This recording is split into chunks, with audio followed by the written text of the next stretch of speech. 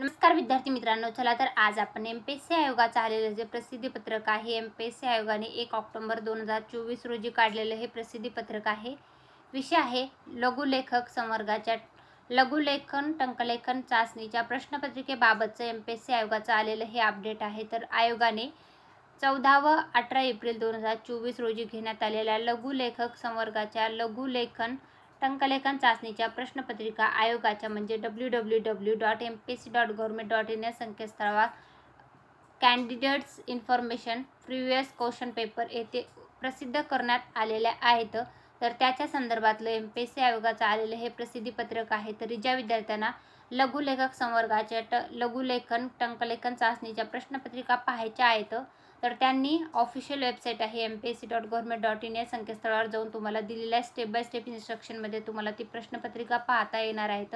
तर त्याच्या संदर्भातलं आलेलं हे अपडेटेड व्हिडिओ मी तुमच्यासाठी घेऊन आले होते।